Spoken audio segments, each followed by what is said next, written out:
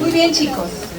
Vamos a hablar, esta clase es muy bonita, si están atentos van a entender perfectamente las que siguen. Les voy a hablar de algunas generalidades y específicamente de las hormonas. El organismo cuenta con dos sistemas que nos permiten la comunicación de un órgano con otro. Estos dos sistemas que permiten el perfecto equilibrio, y cuando este equilibrio se pierde vienen las enfermedades como el hipertiroidismo, el hipotiroidismo, el Addison, el Cushing, etc. Son el sistema nervioso y el sistema endocrino. El sistema nervioso controla actividades que requieren cambios rápidos, como la percepción del medio externo a través de los sentidos. Y el sistema endocrino maneja actividades más lentas, como el crecimiento y el desarrollo.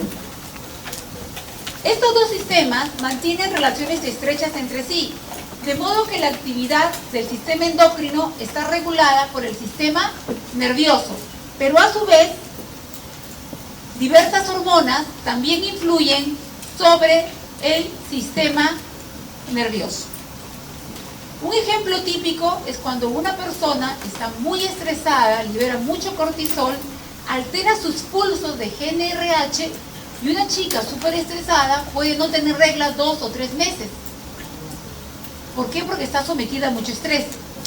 O de repente, en el varón o en la mujer, empieza a salirles acné hasta por gusto, porque hay más producción, más influjo sobre la reticular, y esta empieza a producir más hormonas masculinas.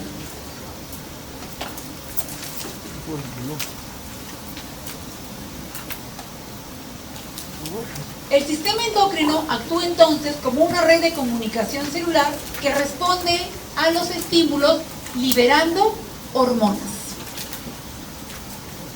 Si en este momento hubiese un sismo, Dios no quiera, inmediatamente sus suprarrenales van a liberar cortisol. Y el cortisol va a hacer de que ustedes estén alertas y pues algunos salgan corriendo. En un accidente de tránsito, lo mismo, están a punto de chocar, pero gracias al cortisol, porque están viendo el peligro, pueden reaccionar.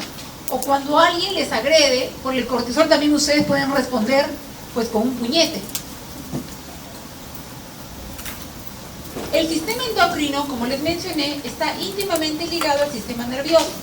La hipófisis recibe estímulos del hipotálamo y gracias a estos estímulos, la hipófisis, en este caso la adenohipófisis, va a producir hormonas. También recibe influjo de la médula suprarrenal y del sistema nervioso simpático.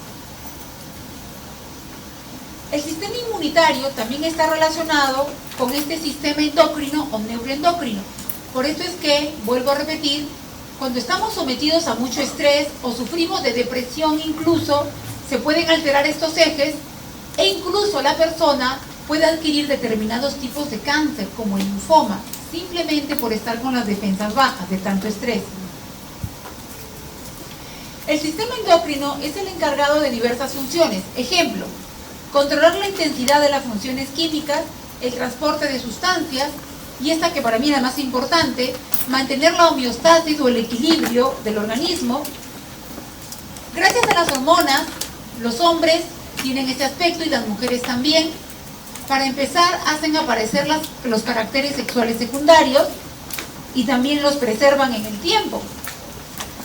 Otros aspectos del metabolismo de las células también intervienen estas hormonas, como el crecimiento a través de la hormona de crecimiento, la vitamina D, que también interviene, y la secreción de estas hormonas. Las principales glándulas del sistema endocrino son el hipotálamo a la cabeza, considerado como la glándula madre, a pesar que su estructura no es típica de una glándula. Está llena de neuronas especializadas, pero no tiene la configuración específica de una glándula. Pero para efectos de la clase se le considera la madre, porque el hipotálamo va a liberar factores de liberación y factores de inhibición. para que se produzcan las hormonas en la adenohipófisis e hipófisis intermedia, y también para inhibir la secreción de estas hormonas de la adenohipófisis. La segunda hormona, que sí es hormona propiamente dicha, que también se le considera madre, es la hipófisis, también conocida como pituitaria. Aristóteles es el culpable de llamarle pituitaria, porque él pensaba que el moco, que en latín es pituita, provenía del cerebro, y de ahí viene el nombre pituitaria, y Vesalio continuó con este error, pero luego se dieron cuenta que no era así, y por eso es que la hipófisis tiene como sinónimo pituitaria, de pituita, de moco. Otras glándulas son la pineal, la tiroides, el timo, las glándulas suprarrenales, también llamadas adrenales, las gonadas, que están conformadas por testículos y ovarios, las paratiroides y los islotes de Langerhans. Observen ustedes que les he subrayado a propósito la pineal, el timo y los islotes de Langerhans. ¿Por qué? Porque siempre que hablamos de las glándulas, olvidamos a la pineal, que es una maravilla. Ahora les voy a hablar sobre ella y de la melatonina, que es la hormona que produce. Del timo, que es importante en la niñez y adolescencia. Y luego, como involuciona y queda un remanente graso, la gente se olvida de hablar del timo, pero es importantísimo, que ahora les voy a hablar. Y los islotes de Langerhans, que hay una clase especial que les voy a hablar del páncreas endocrino, el que produce hormonas, que es distinto al páncreas exócrino, que produce las enzimas pancreáticas. El sistema endocrino realiza su función reguladora a través de las hormonas producidas por las glándulas endocrinas propiamente dichas, que se encuentran o que están constituidas por todas estas glándulas que les acabo de mencionar, pero también las hormonas pueden ser producidas por células especializadas, y estas células especializadas, queridos alumnos, se encuentran en casi todos nuestros órganos: corazón, hígado, lo que ustedes me mencionen, intestino, estómago, producen también hormonas, a pesar que no son glándulas propiamente dichas y que tienen otras funciones específicas.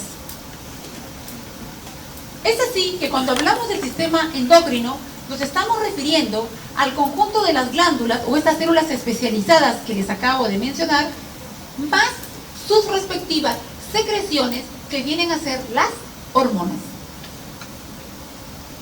Las enfermedades endócrinas ocurren cuando hay un exceso en la secreción de las hormonas, como en el caso del hipertiroidismo, o cuando hay una disminución en la secreción de estas hormonas, como en el caso del hipotiroidismo.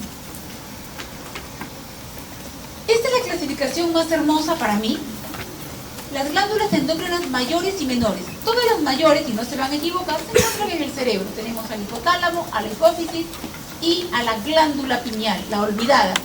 Y las menores son la tiroides, paratiroides, timo, adrenales, también conocidas como suprarrenales, porque están sobre los riñones en forma de media luna, el páncreas, pero endocrino, porque el páncreas también tiene su parte exócrina, con las enzimas pancreáticas, las gonadas conformadas por el ovario y testículo, el hígado y la placenta. La placenta, que es un órgano endocrino temporal que produce todas las hormonas, más la hormona gonadotropina coriónica y más el lactógeno placentario, actualmente llamado somatomamotropina coriónica, que les voy a hablar el día viernes a las 10 de la mañana. Aquí simplemente para que con calma en su casa, como son tan estudiosos, puedan ubicar la localización de estas glándulas. Tenemos arriba a la glándula pineal, que se calcifica, a la pituitaria, o también conocida como hipófisis, a la tiroides, el número 3, el timo, que involuciona y, como les dije, queda un remanente en forma de grasa, la suprarrenal, por encima de los riñones, que tiene corteza y médula, y la corteza tiene 3 capas: glomerular, fascicular y reticular. El páncreas, que tiene 2 componentes: endocrino, que es el tema de una de las clases, y el exócrino. Ovario y testículo, que son las gonadas. Hablemos de la glándula pineal, también conocida como epífisis o tercer ojo. Es pequeña, mide 5 milímetros y produce la melatonina. La pineal produce la melatonina en la oscuridad. Por eso es que a esta melatonina se le llama la hormona de la oscuridad. ¿Cómo es este proceso? Frente a la oscuridad, imagínense, todos tenemos el famoso ciclo circadiano. El cortisol tiene que ver con que estemos despiertos a las 6 de la mañana, hagamos nuestras cosas, pero a partir de las 4 de la tarde, el cortisol empieza a bajar. Medianoche, 10, 11, 12 de la noche, el cortisol está bajo y la melatonina tiene su pico a la medianoche, porque también el ciclo circadiano de melatonina. Entonces, a las 10, 11, 12 de la noche, las personas normales, no extraterrestres, como algunos que estudiamos hasta de madrugada, están bostezando. Apagan la luz y la oscuridad es el estímulo para el núcleo supraquiasmático. La oscuridad, al no tener luz, el núcleo supraquiasmático, fíjense lo que hace inmediatamente. Actúa sobre la pineal y la pineal produce melatonina. Esta melatonina va a activar a los núcleos preópticos ventrolaterales. Y estos van a actuar inhibiendo a los centros arousal, que son los que nos mantienen despiertos. ¿Ok? Cuando yo los evalúe, los que ya me conocen, voy a tomarles sus preguntas tipo caso clínico para que razonen. No les voy a decir, ¿qué me produce el sueño? ¿Qué se inhibe para producirme el sueño?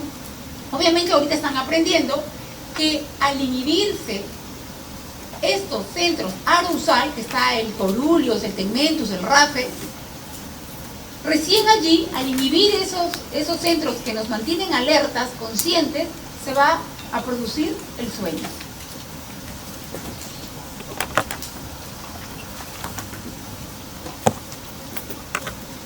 La secreción de melatonina, como les mencioné, alcanza su pico a la medianoche. La melatonina es producida a partir de la serotonina, que es un aminoácido no esencial, y regula el reloj biológico. Fíjense ustedes, esto es importante cuando viajamos al extranjero, y ni siquiera sabemos, tenemos 8 horas de diferencia, 12 horas de diferencia, pero igual dormimos felizmente, porque esta melatonina, cuando uno es joven, todavía ustedes tienen melatonina, están jóvenes, ¿ah? Cuando tengan 40, olvídense, te va a haber un punto brillante, peor en los ancianos, está totalmente calcificada, por eso los pobrecitos duermen tan poco. También la melatonina interviene en la muerte celular programada de las células cancerosas en el timo, cuando uno es niño y adolescente. La melatonina también controla el inicio de la pubertad. Recuerden que la pubertad se inicia en la mujer con la primera menstruación, que se llama menarquia, y en el varón con la primera eyaculación. La primera eyaculación marca el inicio de la pubertad en el varoncito. Espermarquia se llama eso. En mujeres premenopáusicas produce una mejora en el funcionamiento de la tiroides y en los niveles de la FSH y LH, restaurando así la fertilidad y la menstruación. Además, la melatonina previene la depresión. ¿Será por eso que los pobres ancianos que no tienen melatonina se deprimen con facilidad? Así es que en la actualidad hay productos que contienen melatonina y se puede tomar, pero tengan mucho cuidado no pasarse de 3 miligramos porque se ha demostrado que también tiene un efecto cancerígeno. Dentro de las propiedades de la melatonina también interviene en el enlentecimiento de la replicación del virus del VIH, del SIDA. Hablemos de la otra glándula olvidada, tan importante en los niños y adolescentes, el timo. Consta de 2 lóbulos, se parece al pulmón su forma, se localiza en el mediastino, está completamente desarrollada al 3er mes de embarazo y continúa creciendo hasta la pubertad. En la pubertad se triplica su peso, de 12 a 15 a 30 y 40 gramos, se triplica su peso. Luego involuciona atrofiándose y solo queda un remanente graso. Pero es interesante ver en diagnóstico por imágenes, lo van a ver chicos cuando lleven 4º año, porque tenemos unos docentes A1, me encantan, mis docentes son lo máximo, son capacitados y a los chicos de diagnóstico les toman todas sus preguntas caso clínico con imágenes. Los chicos salen muy bien. Ellos no pueden apreciar el timo. Y también el timoma, o sea, un tumor del timo, un cáncer del timo. Muy interesante. Yo estoy muy contenta porque creo que los chicos que les gusta estudiar y van a ser buenos médicos. También son glándulas endócrinas, lo pongo entre comillas porque no tienen la estructura propiamente dicha, pero sí células especializadas que producen hormonas. Los riñones, ejemplo, produce la eritropoyetina. El hígado, el intestino produce las famosas incretinas, especialmente el GIP, el GIP y la GLP-1, que les voy a hablar en un cuadrito de ellas. Los pulmones también producen hormonas y otros órganos que producen hormonas que actúan a distancia. Hablemos un poquito de las hormonas. Fue Ernest Henry Starling quien en 1905 utilizó por primera vez el término hormona, del griego hormón, que significa excitante, para designar a los mensajeros químicos producidos por las glándulas. Pero hasta ese momento no se sabía realmente su función, simplemente había sido identificada la secreción de estas secreciones, entre comillas, que él llamó hormonas, por determinadas células y determinados órganos. Otro término que se usa como sinónimo a hormonas, que lo suelo utilizar a veces en mis exámenes, es incretas o increciones. Las hormonas son sustancias que permiten la comunicación entre una célula y otra, las cuales incluso pueden encontrarse muy distantes del lugar originario, del lugar de la secreción de la hormona. Y esta es la verdadera comunicación endocrina, de allí el nombre de endocrinología. Las hormonas son sustancias, como ya les expliqué, segregadas por una glándula propiamente dicha o por células especializadas en determinados órganos. Las hormonas pertenecen al grupo de los mensajeros químicos y muchas veces se puede tener doble utilidad o no saberlas diferenciar. Cuando yo les hable de las hormonas masculinas, de las hormonas producidas por la glándula suprarrenal en la capa fascicular, yo les voy a hablar de la reticular, yo les voy a hablar de la importancia de estas hormonas en la memoria de las personas, sobre todo en las mujeres, y para que no estén depresivas y para que tengan deseo sexual. Les voy a hablar para que ustedes vean cuán importante son las hormonas en nuestras vidas, muy especialmente en la vida de las mujeres, sobre todo para su memoria. Ya se pueden imaginar todo lo que sucede con ellas cuando tienen esta etapa final de la regla, la famosa menopausia. A veces es difícil de clasificarla, como les dije, y todos los organismos multicelulares, todos producen hormonas, todos, incluyendo las plantas. Las hormonas de las plantas se llaman fitohormonas. Las más comercializadas son los fitoestrógenos provenientes de la soya, llamada fitosoya. Esto se le puede dar a una mujer que inclusive todavía regla, pero ya está con los bochornos, una mujer de 45, 44 años y no tiene riesgo de cáncer. Se puede dar. Lo único que no va a actuar es en la osteoporosis. Las hormonas son estudiadas en animales y humanos, son producidas por casi todos los órganos y existen las hormonas naturales y las sintéticas. La especialidad que estudia las hormonas y las enfermedades derivadas de esta se llama endocrinología. Endo dentro, crino, secreción y logos, estudio.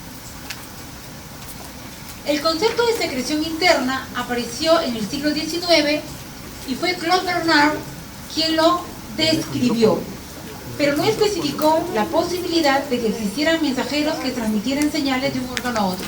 En otras palabras, él dice, bueno, esta célula, este órgano, produce tal secreción, pero no se estudió ni se especificó que esa secreción, que esa hormona, entre comillas, podía transmitir información a larga distancia. En otras palabras, que permitía la comunicación entre una célula y otra. Como cultura general, y es lo único que les voy a tomar como cultura general con relación a la etiología, al descubrimiento de las hormonas, se encuentra en esta diapositiva.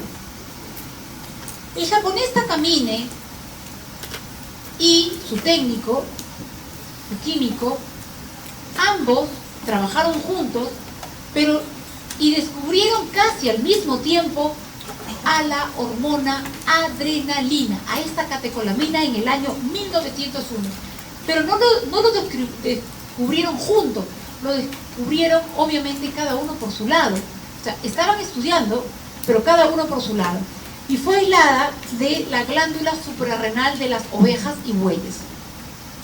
La segunda hormona fue descubierta 18 años después, la famosa tiroxina o T4, que es una hormona producida por la glándula tiroides.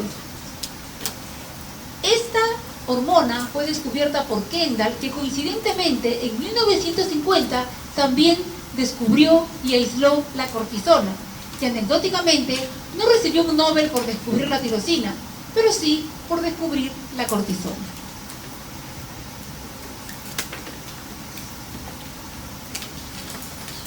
Características. Algunas hormonas afectan casi a todas las células del organismo, como son la hormona de crecimiento y, escuchen esto para el examen, para el caso clínico que les voy a poner 2 casos clínicos. La hormona de crecimiento y la hormona tiroidea trabajan juntas.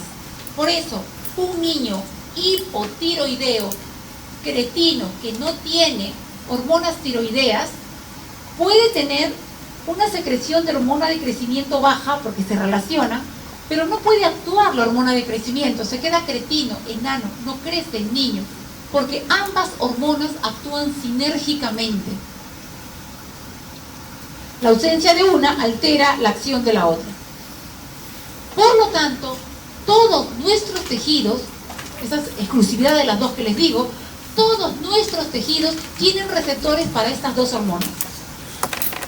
Entonces, resumiendo las características de las hormonas, actúan sobre el metabolismo, se liberan al espacio extracelular y viajan a través de la sangre. Las características 2 y 3 son muy importantes para catalogar a esta comunicación endocrina. Afectan tejidos que pueden encontrarse lejos. Otra característica de la definición de endocrino o endocrina. Su efecto es directamente proporcional a la concentración. Por ejemplo, cuanto más T4 y T3 circulante hay, mayores efectos adrenérgicos. La persona se va a morir de calor, le van a temblar las piernas, las manos, los párpados, va a tener hiperdefecación, va a tener taquicardia. Es un síntoma de hipertiroidismo. Su efecto también va a depender del número de receptores. Vuelvo a tomar este ejemplo. En el hipertiroidismo, las hormonas tiroideas van a sensibilizar a los receptores catecolaminérgicos. Entonces, las personas van a tener más receptores y van a estar más sensibles a presentar taquicardia y los síntomas adrenérgicos del hipertiroidismo.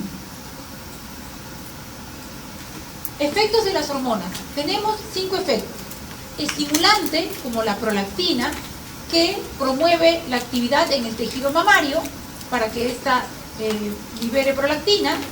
Inhibitorio, disminuye la actividad en un tejido. El ejemplo característico es la somatostatina. La somatostatina, queridos alumnos, inhibe todo, no se casa con nadie. La somatostatina no es amiga de ninguna hormona.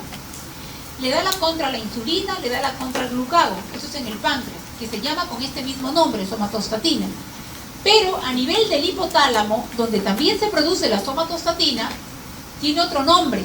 Se llama, la somatostatina se llama PIF, P-I-F, todo con mayúscula, P-I-F, factor inhibidor de la prolactina.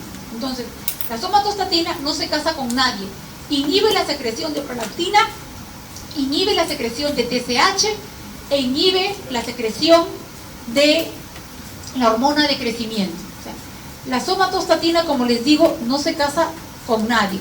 Prolactina, TSH y hormona de crecimiento. Inhibe estas 3.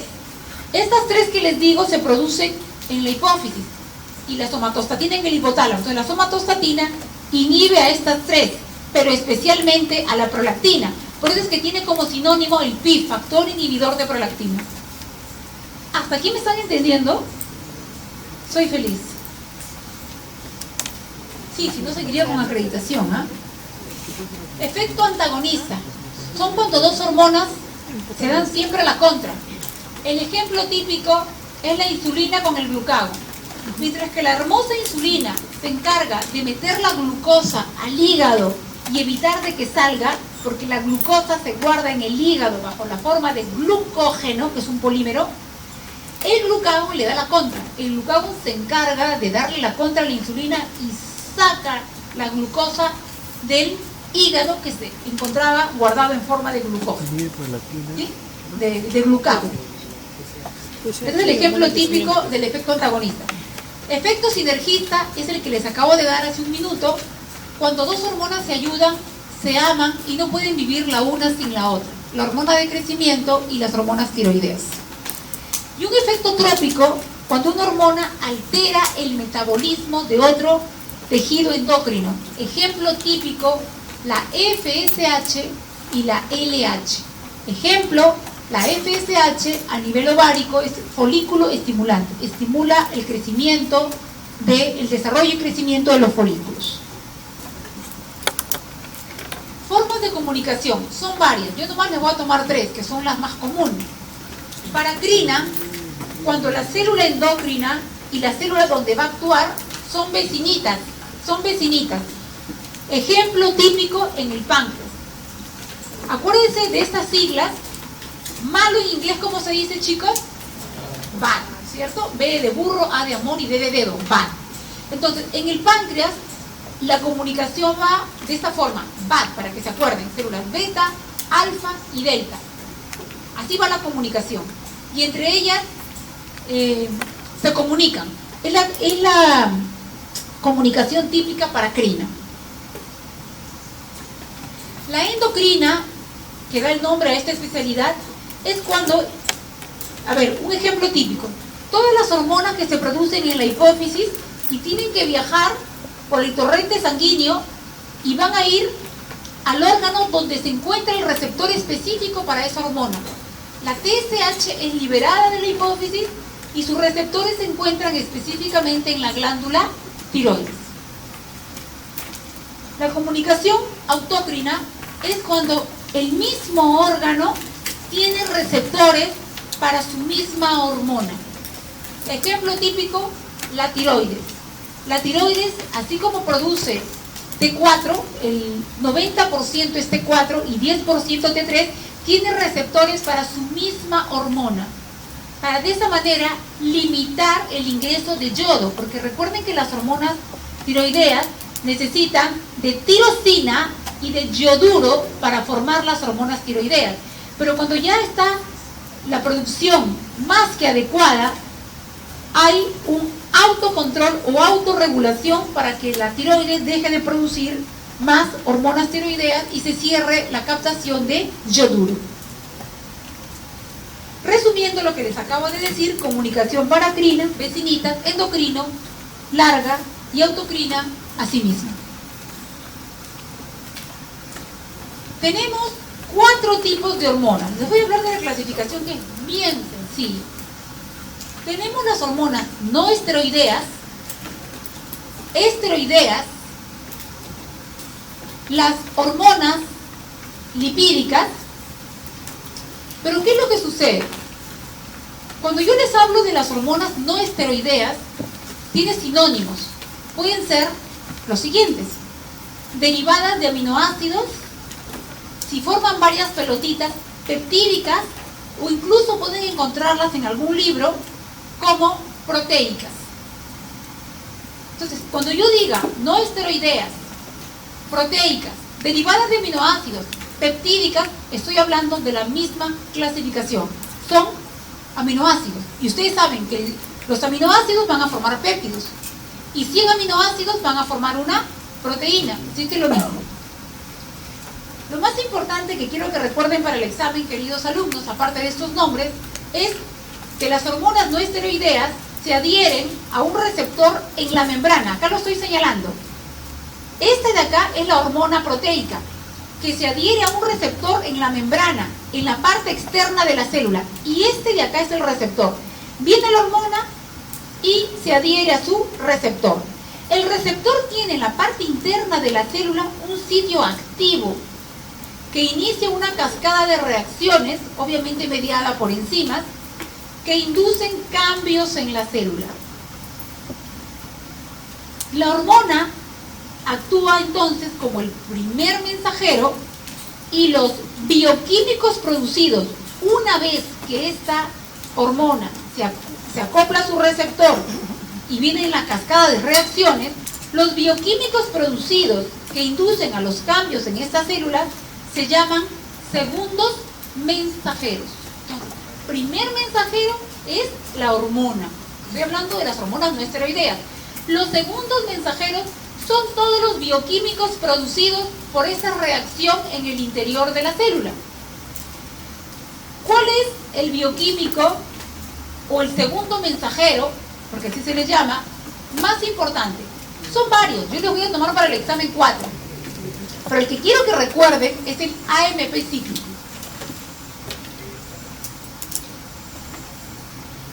Dentro de la clasificación, y nunca van a tener pierde, las hormonas no esteroideas o derivadas de aminoácidos o peptídicas o proteicas son todas, menos las producidas en la corteza suprarrenal, la vitamina D y las lipídicas, que les voy a mencionar, que son poquísimas, tromboxanos, leucotrienes, son poquísimas. O sea, el universo de hormonas, queridos alumnos, son no esteroideas. Así que no van a tener pierdes y por ahí se me ocurre colocarles alguna clasificación. Por ejemplo, las catecolaminas son no esteroideas, dopamina, que también es una catecolamina, melatonina, serotonina, las hormonas tiroideas. Si les estoy diciendo que las hormonas no esteroideas tienen sinónimos, cuando encuentren la palabra peptídica, van a ser no esteroideas, no se compliquen. Y van a tener las mismísimas características que las proteicas, que las derivadas de aminoácidos, porque forman una misma clasificación. Son cadenas cortas de aminoácidos, son hidrosolubles. Las hormonas no esteroideas se disuelven en agua, son hidrosolubles, con la capacidad de circular libremente. Son rápidamente degradadas, tienen una vida media menor a 15 minutos. Hay excepciones, sí, que se los voy a mencionar en una de las clases, cuando les hable de la paratiroide. Pero ahorita no, ahorita quiero que se aprendan lo característico. Tienen una vida media muy corta, menor a 15 minutos. ¿Por qué? Porque una vez que se producen y hay el estímulo, se van directamente a la sangre y sufren el efecto de la tasa metabólica o eliminación metabólica y son destruidas. Mientras que las esteroideas, como les voy a mencionar, sí están o circulan en sus transportadores o ligandos. Estos transportadores son proteínas, especialmente globulina, algunas albúmina, y duran más tiempo en sangre. Interactúan con receptores de membrana plasmática, ya les he mencionado. Tienen ustedes a la hormona, que es el primer mensajero, se acopla a su receptor, y este receptor, dentro de la célula, muy contiguo al receptor, va a producirse una serie de reacciones bioquímicas y con productos bioquímicos que son los segundos mensajeros. Ya les mencioné que quiero que se aprendan 4. El más importante es el AMP cíclico, este era diacilglicerol, y ahora les voy a mencionar los otros. Les estoy diciendo que el universo de las hormonas, el 90% de las hormonas, por no decir 95%, son hormonas no esteroideas, derivadas de aminoácidos, o peptídicas, o proteicas. ¿Sí? Las hormonas tiroideas, ya les he puesto en un cuadro, son hormonas derivadas de aminoácidos. Tienen todas las características que les estoy mencionando, excepto, miren lo que les digo, excepto que se comportan como si fuesen esteroideas, en el sentido de que van circulando en sangre con su transportador. ¿Listo? No es que se vierten libremente. Y por otro lado, esta es la segunda característica, su receptor no se encuentra en la parte externa de la célula, es decir, en la parte externa de la membrana plasmática, sino dentro, en el interior de la célula. Esas son las dos excepciones para la hormona derivada de aminoácidos, las hormonas tiroideas. No entra aquí la TSH, porque TSH no es tiroides. Las hormonas tiroideas son la T3 y la T4. Vuelvo a repetir, a pesar de que su configuración está dada por aminoácidos, su comportamiento se parece al de las hormonas esteroideas. Su receptor está dentro de la célula, no en la periferia, no en la membrana, no en la parte externa, y no circula libremente como las hormonas derivadas de aminoácidos, sino acoplada a su transportador o carrier. ¿Está claro? ¿Está claro, alumnos? Sí, pues, ¿los estoy aburriendo? ¿Por qué están tan callados? No, a mí me encanta que aprendan, pero cuando les diga si entienden, me encanta, pero si no entienden, les repito. Aunque ustedes son como sapiens sapiens. Bien, aquí están los 4 que quiero que se aprendan, los únicos: el AMP cíclico, el diacilglicerol, el inositol trifosfato y el calcio iónico. Las proteínas, cuando ocurre esta unión de la hormona, más fácil, del primer mensajero, que es la hormona, a su receptor, luego se van a producir una serie de cascadas y van a aparecer los segundos mensajeros, que son estos derivados químicos. Simplemente como un pedacito le estoy colocando esto, porque es largo, pero no me interesa que aprendan eso, sino que entiendan todo lo que acontece. Las proteínas son fosforiladas en serina y treonina. Recuerden que estas hormonas son un conjunto de aminoácidos. ¿Por quiénes? Por la proteína quinasa MP cíclico dependiente y la proteína quinasa C diacilglicerol. Estas son enzimas. Entonces, los segundos mensajeros, utilizando términos más sencillos, van a producirse gracias a la presencia de determinadas enzimas. Y estos segundos mensajeros, que son muchos, los 4 principales son estos, siendo el más importante el AMP cíclico. Como les mencioné, el 95% de las hormonas de nuestro cuerpo son derivadas de aminoácidos. El hipotálamo, como les dije, es el órgano, es la glándula, entre comillas, madre, que va a producir los factores liberadores y los factores inhibidores. Produce 6 factores liberadores. Cuando yo digo factores, es el término ideal para expresarse. Sin embargo, para efectos de la clase, porque lo van a encontrar en la literatura, se suele utilizar como sinónimo, en este caso, la palabra hormona. Entonces, yo puedo decir hormona liberadora de corticotropina. Puedo decir factor liberador de corticotropina. Todos los factores liberadores, que son 6, se van a producir en el hipotálamo por células especializadas. Y van a actuar sobre la hipófisis, porque hay receptores específicos en la hipófisis para estos factores liberadores. ¿Correcto? Y hay 2 factores inhibidores, solo 2 factores inhibidores que se producen en el hipotálamo. El PIF, factor inhibidor de prolactina, y el factor inhibidor de la hormona de crecimiento. Los otros 6 son factores liberadores.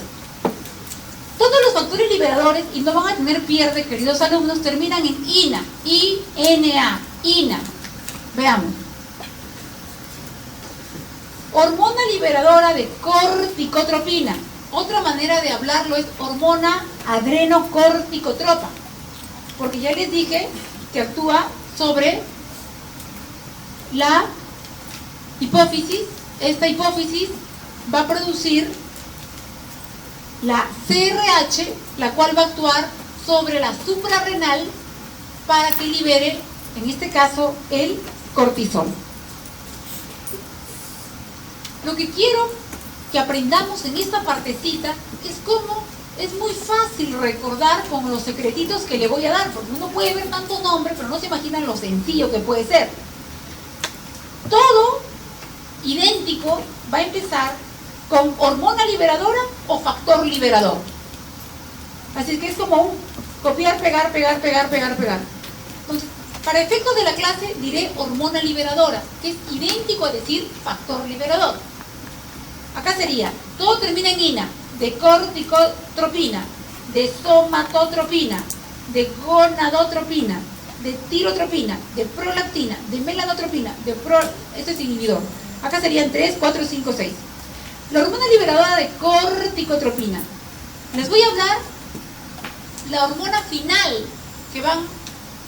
que finalmente se va a producir en el cuerpo. Tiene que ver con la liberación de cortisol. Hormona liberadora de hormona liberadora de somatotropina. La somatotropina, sinónimo, hormona de crecimiento. Y actúa junto con la somatomedina C para el crecimiento de los órganos. Hormona liberadora de gonadotropinas, que son 2. Esta hormona liberadora de gonadotropinas va a actuar sobre la hipófisis, va a tener sus receptores. Algunas van a producir FSH y otras LH, porque las gonadotropinas son 2, FSH y la LH, folículo estimulante y la hormona luteinizante. En la mujer van a actuar sobre los ovarios para que estos produzcan estrógeno, progesterona y también su cachito de testosterona, y van a actuar sobre el hombre, sobre el testículo, para que produzca, en este caso, la testosterona e intervenga en la maduración de los espermatozoides. La tirotropina, la hormona liberadora de tirotropina, tiene receptores sobre la adenopófisis. La tirotropina se conoce como la TSH, acá es TRH, R de release, liberadora en inglés, pero su receptor está en la adenopófisis y va a producir TSH, la cual tiene receptores en la hipófisis y en la tiroides, y la tiroides va a producir T3 10% y T4 90%. La melanotropina, esta MRH, tiene receptores en la hipófisis intermedia, no en la adenopófisis, no en la neurohipófisis, solamente en la hipófisis intermedia, también conocida como pars intermedia, y va a producir la MSH, la hormona melanoestimulante o estimulante de los melanocitos. Y tenemos la hormona inhibidora de la prolactina, que inhibe la secreción de prolactina, y la hormona inhibidora de la hormona de crecimiento, que ya les dije que se llama en este lugar, en el hipotálamo, la somatostatina. La somatostatina que inhibe a esta hormona de crecimiento. Ya. Ahora, si han entendido lo que les acabo de decir, es más fácil para ustedes entender esta parte. Las hormonas de la adenohipófisis. Vamos a hacerlo correlativo, ¿está bien? Hormona liberadora de hormona adrenocorticotropa. Actúa sobre la hipófisis para producir la adrenocorticotropina o corticotropina u hormona adrenocorticotropa. Sus iniciales son ATTH, hormona adrenocorticotropa. La hormona liberadora de hormona somatotropa u hormona liberadora de somatotropina va a actuar sobre la hipófisis, la adenopófisis, para que se produzca esta hormona. Sus iniciales son GH, en inglés, Growth Hormone, hormona de crecimiento. Y las gonadotropinas o gonadotropinas, hormona liberadora de gonadotropinas, va a actuar sobre la hipófisis, como les dije, dependiendo del receptor, pueden producir hormona FSH u hormona LH. Y esta hormona liberadora de tirotropina va a actuar sobre la adenopófisis para que ésta pueda producir tirotropina, que sus iniciales son TSH en inglés, hormona tiroestimulante. Y finalmente, la que produce la prolactina, hormona liberadora de prolactina, que es la PRH o PRF, va a actuar sobre la neurohipófisis para que se secrete prolactina.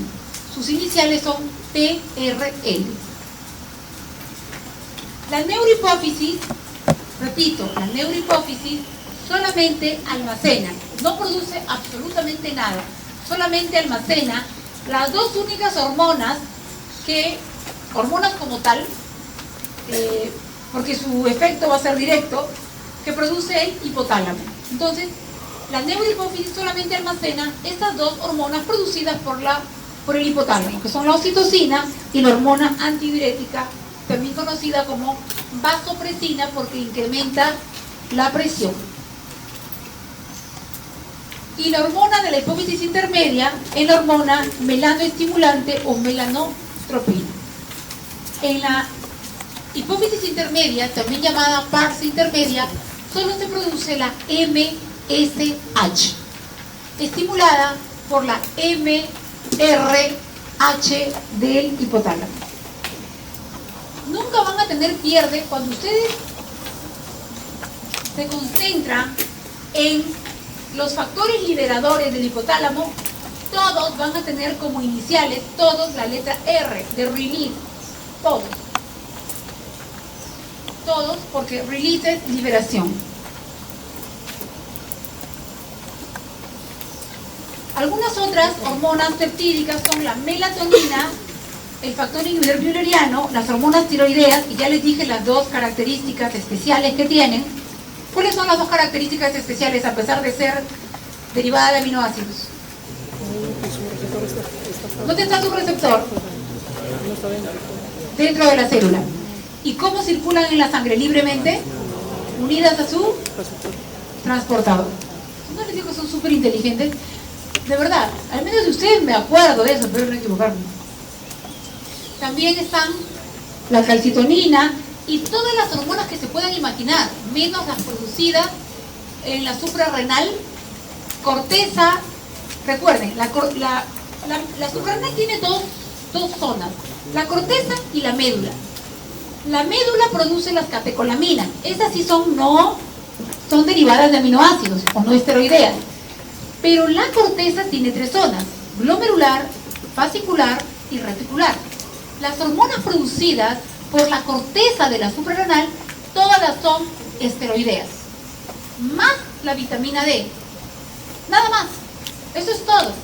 Todas las demás son derivadas de aminoácidos o peptídicas o proteicas. Por eso es que algunos autores prefieren llamarles no esteroideas para no crear confusión. Lo que pasa es que si estas hormonas tienen menos de 100 aminoácidos, son peptídicas.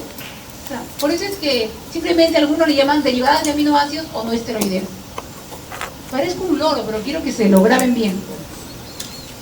Más peptídicas, así es que no hay pierde. Las hormonas producidas por el aparato digestivo también son peptídicas. Las producidas por el páncreas y todo lo que ven allí son no esteroideas. Segunda clasificación, hormonas esteroideas. Son solubles en lípidos, se difunden fácilmente hacia adentro de la célula diana porque se unen a un receptor dentro de la célula, al igual que la excepción de hormonas tiroideas. Esta es una característica inherente de las hormonas esteroideas. ¿Y por qué se llama esteroideas? Por el núcleo que tienen, derivado de ¿qué? El núcleo pentano peridrofenantreno, también llamado esterano o gonano. Viaja hacia algún gen del ADN nuclear que estimula su transcripción. Y en el plasma, el 95% de las hormonas esteroideas viaja acoplada a su transportador. Ya les mencioné que la mayoría son globulinas, en menor cantidad unido al albúmina. También ya les adelanté eso, ¿no, chicos? Las esteroideas están formadas por los glucocorticoides, los mineralocorticoides, los esteroides sexuales y la vitamina D. La vitamina D, a pesar de ser una vitamina, valga la redundancia, también actúa como hormona. Solamente para recordarles, la glomerular produce los mineralocorticoides, la fascicular, los glucocorticoides, y la reticular, los esteroides sexuales. Y las lipídicas. En las lipídicas están los leucotrienos, las prostaglandinas y los tromboxanos. Entonces, recapitulando, queridos alumnos, Homo sapiens sapiens, el universo de las hormonas son no esteroideas, también conocidas como derivadas de aminoácidos, peptídicas o proteicas. Imagínense, si yo les pongo eso en el examen, nadie se va a equivocar, porque por descarte van a aprenderse en la clasificación estas poquitas que son las hormonas esteroideas y mucho más pequeñas en número las lipídicas. Repito, el universo de hormonas, la mayoría son no esteroideas. La regulación de los ejes es muy sencilla. Se llama feedback o mecanismo de retroalimentación. Puede ser positivo o negativo. Ejemplo típico. Mi hipotálamo produce TRH o TRF que va a actuar sobre mi adenohipófisis, liberando ¿qué hormona? Muy bien, todo con mayúscula. TSH, hormona tiroestimulante, o también llamada, todo termina en ina, tirotrofina o tropina, es lo mismo. ¿Dónde hay receptores para esta TSH? ¿Dónde encontramos a sus receptores? En la receptores específicos, ¿dónde? En la tiroides. ¿Qué se produce en la tiroides? T3 y T4. ¿Cuánto de porcentaje de la T4? 90.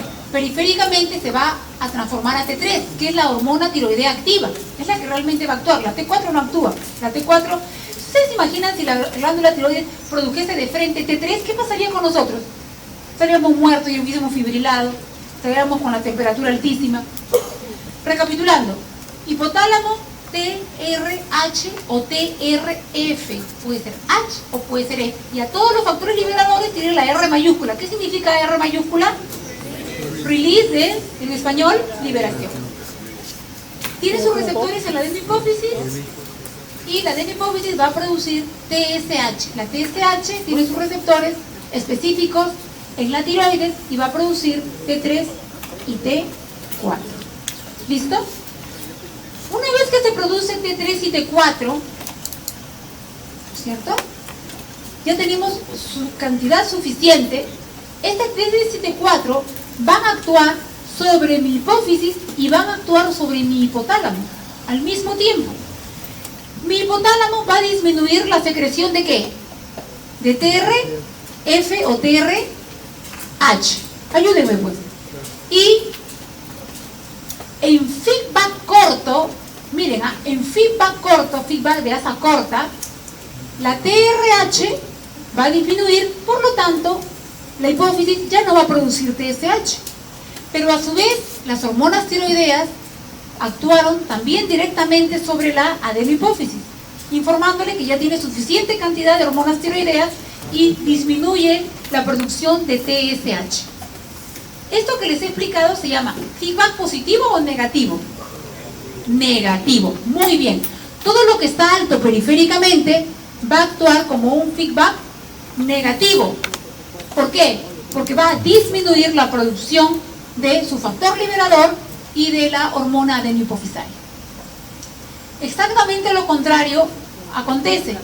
Cuando mi nivel de hormonas tiroideas está bajo, va a ocurrir exactamente lo mismo, pero estimulando feedback positivo. Muy bien.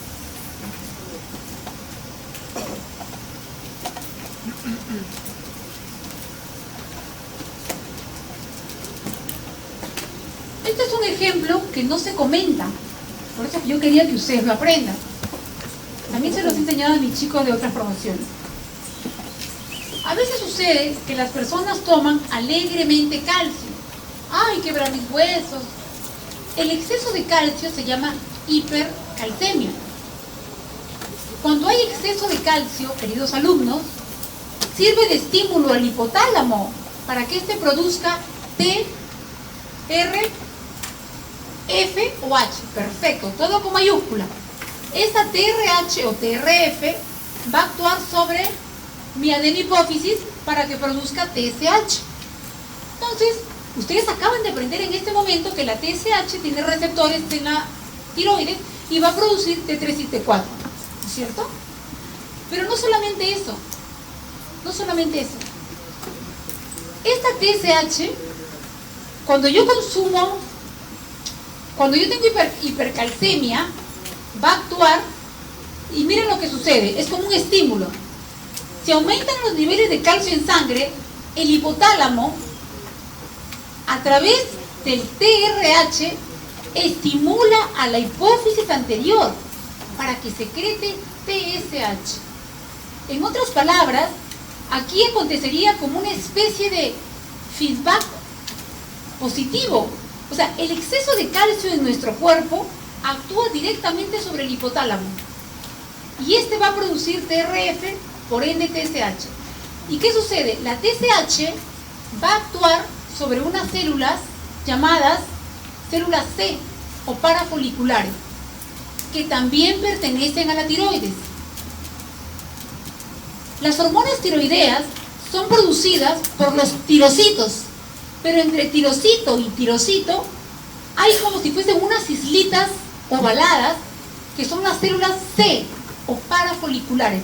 Estas células C o parafoliculares producen calcitonina. Es una hormona que les voy a enseñar en otra clase. Y esta calcitonina se encarga de transportar el calcio al interior de la célula. Y de esa manera disminuye la calcemia. Esto, que no es muy común, se los explico para que sepan cómo el exceso de calcio me puede producir liberación de TSH. Entonces hay gente que toma 3 calcios al día por X motivo y tiene gran producción de TSH. Entonces la TSH no solamente va a actuar sobre las células C o parafoliculares, también va a actuar sobre los tirocitos y va a hacer que produzcan más hormonas tiroideas. Y el exceso de hormonas tiroideas me va a producir taquicardia e hipertensión arterial. ¿Por qué les digo esto? Porque tengo pacientes hipertensos, muy bien controlados, que de repente les empiezan a dar calcio. Toman 1, toman 2, toman 3 calcios y terminan con la presión que no se las controlan. Pero nadie tiene una explicación lógica y es por el exceso de calcio que están recibiendo. Que ustedes hoy día han aprendido. Y finalmente, acá terminamos la clase en esta última parte, es el manejo, es la forma en que regulamos los niveles de hormonas en nuestro cuerpo. El primer mecanismo de autorregulación es la tasa de síntesis y secreción de la hormona. La concentración plasmática de las hormonas es muy reducida. Se puede dar en picogramos o microgramos. Esas pequeñas concentraciones son suficientes para que la hormona logre llegar a su célula diana y pueda ejercer su acción. Entonces, el primer mecanismo de autorregulación es su síntesis. El segundo mecanismo es la tasa de eliminación metabólica. En otras palabras, la destrucción de la hormona. Las hormonas, después de ser sintetizadas, existen en un estado por un tiempo determinado. Las no esteroideas, menos de 15 minutos. Las esteroideas pueden durar más. Después que actúan estas hormonas, son destruidas. Su degradación es necesaria para garantizar que la acción hormonal sea temporal. Si ustedes, yo les acabo de decir, las hormonas tiroideas, por ejemplo, están en sus gránulos preformados esperando un estímulo para ser liberadas. Y ya les expliqué el estímulo, feedback positivo, feedback negativo.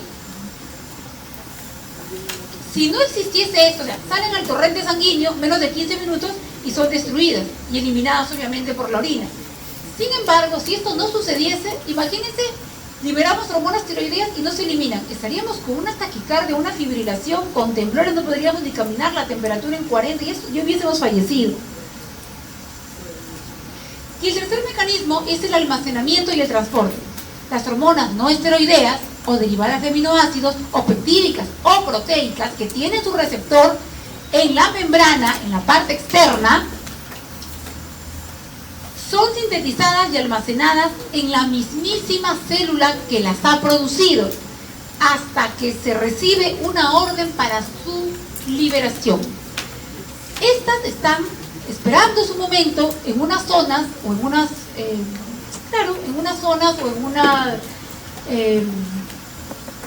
llamadas gránulos, de unos gránulos preformados. Existe síntesis de novo, por supuesto. Cuando hay liberación más de la cuenta, inmediatamente se empiezan a producir. Eso les voy a enseñar en una de las clases. Cómo es que se producen las hormonas nuevas y la vieja, dónde se guarda.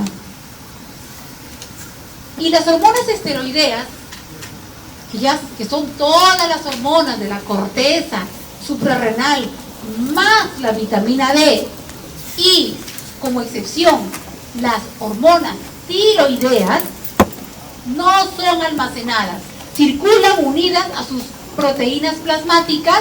Recuerden que las proteínas están formadas por albúmina y globulina, sobre todo son transportadas en globulina y en menos porcentaje en la albúmina porque saldría muy cara. Este acoplamiento a su carrier impide su actividad y retrasa su eliminación, creándose así un depósito hormonal temporal. Cuando los esteroides y hormonas tiroideas se separan de su transportador, pueden recién ejercer su acción, pero también, una vez ejercida su acción, se exponen a su eliminación metabólica.